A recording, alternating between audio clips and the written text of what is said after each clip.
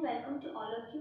तो स्टूडेंट्स, आज हम पढ़ने जा रहे हैं प्लाज्मोडियम का जीवन चक्र। अब देखिए इसका जीवन चक्र किस प्रकार से होता है। जैसे कि हमें पता है यह एक द्विपर्कोषी प्रोटोजोआ है। क्या है? द्विपर्कोषी प्रोटोजोआ। अब देखिए प्राथमिक परपोषी, जैसे कि मैंने आपको बताया द्विपर्कोषी है, इसका प्राथमिक परपोषी कौन है? मानव। कौन है बच्चों?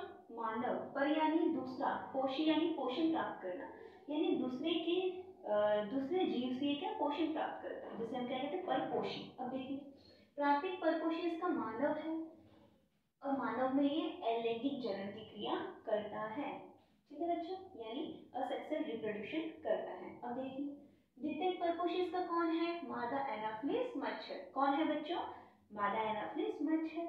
अब ये मादा एनाफिलिस मच्छर में लैंगिक जनन की क्रिया करता है। ठीक है बच्चों, आगे चलते हैं। जो मनुष्य में ये अलैंगिक जनन करता है, इसकी चार अवस्थाएं हैं। कितनी बच्चों? चार।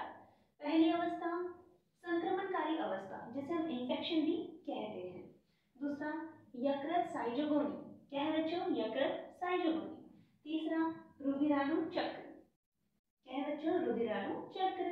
चौथा देखिए युग्मक जनन। ठीक है बच्चों, इसके कुछ चार अवस्थाएं हैं। अब हम पहली अवस्था का अध्ययन कर लेते हैं, जिसमें स्ट्रक्चर ऑफ स्पोरोजोइट, यानी जो हमारा प्लाज्मोडियम है उसकी संरचना के बारे में जानेंगे। आइए देखते हैं।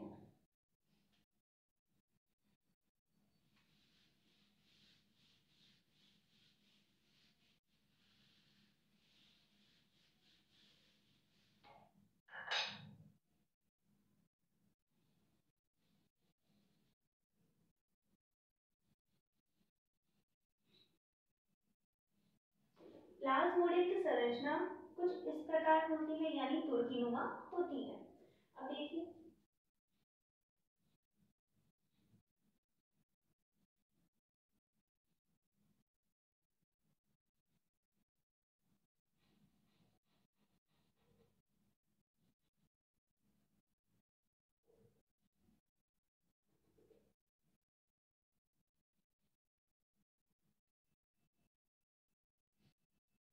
ये है बच्चों मुख यानी माउथ। ये प्लाज्मोडियम का मुख है। ये है सूक्ष्म नलिका। क्या है बच्चों? सूक्ष्म नलिका।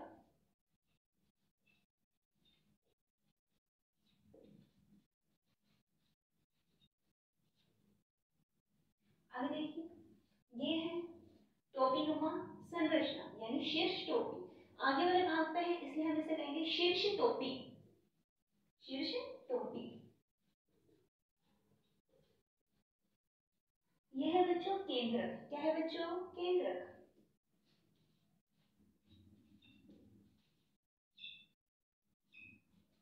यह है बच्चों अंतःप्रदवी जालिका, यानी एंडोप्लाज्मिक रेटिकुलम।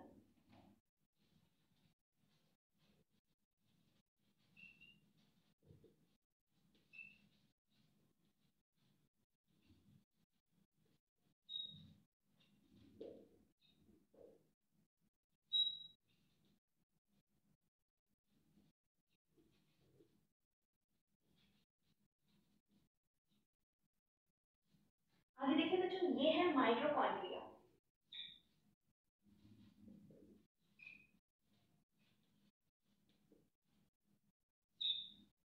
और इसके ऊपर एक आवरण होता है जो होता है पेलिकल का। किसका होता है बच्चों? पेलिकल का।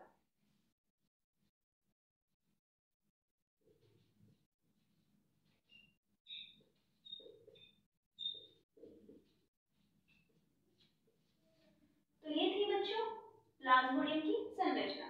आइए इसका वर्णन करते हैं। जैसे कि मैंने आपको हर एक वीडियो में, हर एक क्लासेस में एक ही चीज कही है, जैसा इसका चित्र वैसा इसका वर्णन। ठीक है बच्चों, देखिए अब इसकी आकृति कैसी है बच्चों? तुर्कीनुमा।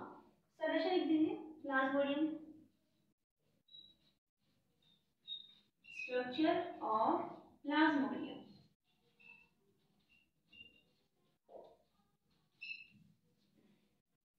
अब देखिए बच्चों इसकी आकृति कैसी है?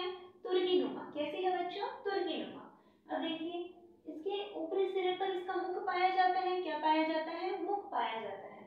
और ये क्या है, शीर्ष टोपी, मुख के जस्ट नीचे क्या पाई जाती है, शीर्ष टोपी पाई जाती है। इसके द्वारा एक एंजाइम का स्त्रावन होता है, जो अपघटनीय एंजाइम है, जिससे जो प्लाज्मोडियम है ये लीवर में प्रवेश यानी यकृत में प्रवेश कर जाता है और यकृत संक्रमित हो जाता है। देखिए आगे, सूक्ष्म नलिका, ये क्या है बच्चों, सूक्ष्म नलिका। सूक्ष्म नलिका के नीचे केंद्रक स्थित होता है। क्या होता है, केंद्रक स्थित होता है। और केंद्रक के नीचे एंडोप्लाज्मिक रेटिकुलम यानी अंतःप्रद्रवी जालिका उपस्थित होती है। और अंतःप्रद्रवी जालिका के नीचे माइटोकॉन्ड्रिया उपस्थित होता है, जो इसे क्या देगा, एनर्जी, ऊर्जा प्रदान करेगा। और इसके ऊपर जो आवरण पाया जाता है वो होता है बच्चों पेलिकल का। किसका होता है बच्चों, पेलिकल का आवरण पाया जाता है। तो बच्चों ये थी हमारी संक्रमणकारी अवस्था। इसमें हमने स्पोरोजोइड की संरचना का अध्ययन किया है। आशा करती हूँ बच्चों आपको समझ में आया होगा। एग्जाम्स बहुत नजदीक है बच्चों, अपना टाइम वेस्ट न करके अच्छे से पढ़िए। और जो मैं कंटेंट आपको प्रोवाइड करवा रही हूँ बच्चों, अगर आपको अच्छा लग रहा है तो प्लीज़ लाइक, शेयर और सब्सक्राइब करना न भूलें।